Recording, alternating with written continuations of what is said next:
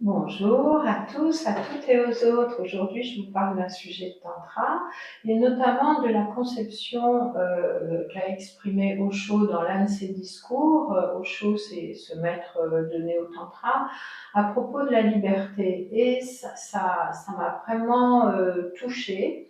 J'ai trouvé ça vraiment intéressant parce que dans son discours sur la liberté, il fait la différence entre la liberté et l'indépendance. C'est-à-dire, pour lui, il n'y a pas vraiment d'indépendance de l'être humain, puisque d'un point de vue extérieur, nous sommes tous et toutes dépendantes les unes des autres, les uns des autres.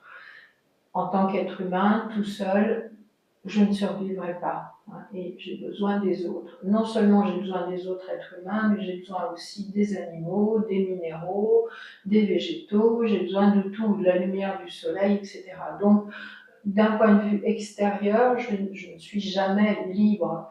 Et ce qu'il dit, c'est que cette interdépendance, ce n'est pas une dépendance, mais une interdépendance.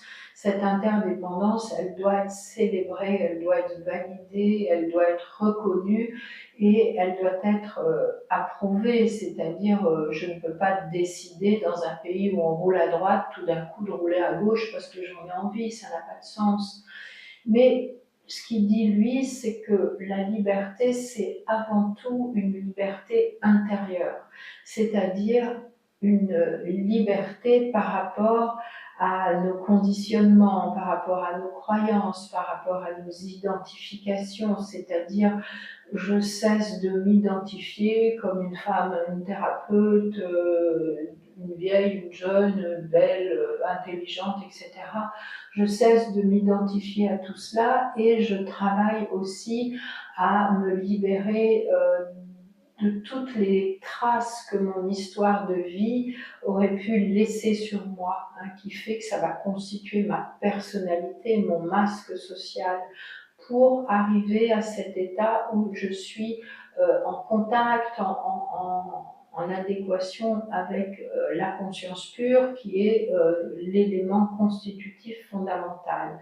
Et donc la nature de cette conscience pure, c'est une nature qui est, je dirais, innocente, pure, légère, curieuse. Et c'est ça qu'il appelle la liberté. C'est est-ce que je peux me libérer de tous mes conditionnements sociétaux, culturels, etc., pour atteindre cet état de liberté intérieure. Et cet état de liberté intérieure, il va provoquer une floraison qui est, entre autres, cette floraison de l'amour et de la compassion. Parce que pour Osho, l'amour ne peut être possible que si je laisse l'autre exister tel qu'il est, si je me libère de la dépendance à l'autre, si je le laisse être ce qu'il est, sans me sentir, sans avoir ce besoin de le contrôler ou encore pire de vouloir le changer.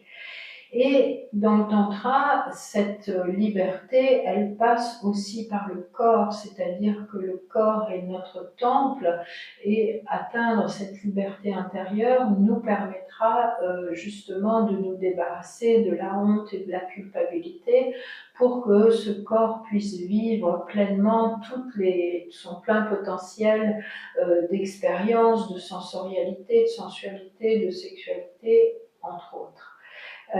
Et cette liberté, un des outils principaux pour le tantra, c'est la méditation active qui va me permettre de prendre conscience de ça. Et puis j'ajouterai, de mon point de vue aussi, certainement un travail thérapeutique justement pour me libérer de tous les stigmates traumatiques que j'ai hérités de mon histoire de vie.